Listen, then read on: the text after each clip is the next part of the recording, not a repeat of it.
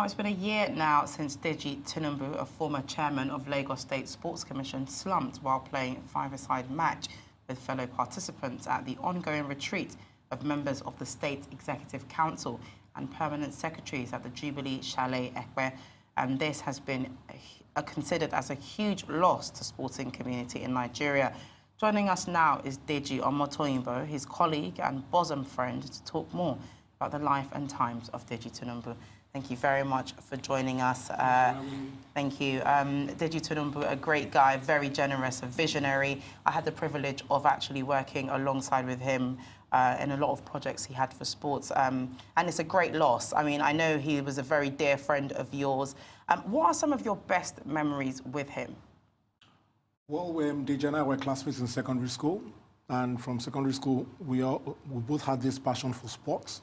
And the whole school knew us as sports buffs, two crazy guys always talking sports. So, and then we took it from there. We became business partners.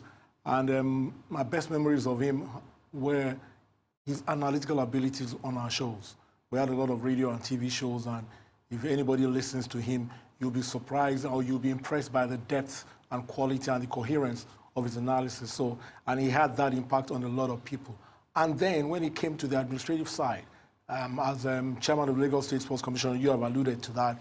He was a very, very hands-on person, and he impacted grassroots sports tremendously in Lagos State. So my memories of him are of a guy who's very funny, if you know, jovial, full of pranks, but always very, very hardworking.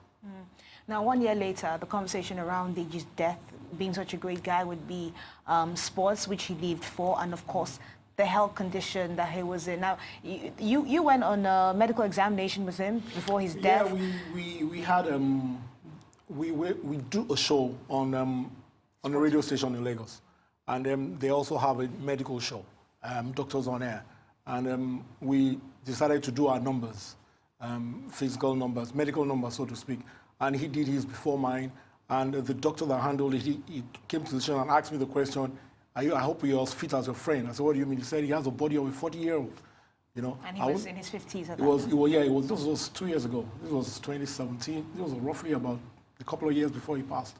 And I won't tell you how old he said I was when I did mine. But he was always somebody that played football. He was always somebody that warned you about your health. If you added weight, about the health conditions that led to him passing out on the pitch, have we created awareness that Nigerians should know how to take care of themselves? And what legacies do you plan? Well, what we're planning is, because they impacted the sports media and the sports business aspect administratively. So we're planning a yearly Deji TINUBU Memorial Symposium. We pick a contemporary issue in Nigerian sports.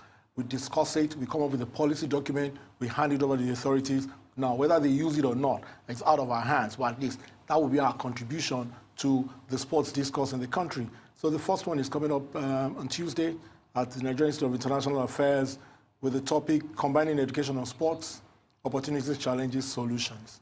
And Chief Segun Odegbami, who played football for Nigeria as a student, would be the guest speaker. All right. And this will be in association with the Sports Writers of Nigeria. Association of Nigeria, because he was also a member of that. And he actually, 2 years ago, he was MVP at the Swan football tournament. Wow. So football was his life. Well, we do hope the memories and legacy of Deji TINUBU do live on. Thank you so much for joining us and speaking about your day. Thanks for the opportunity. Thank you. Thank you.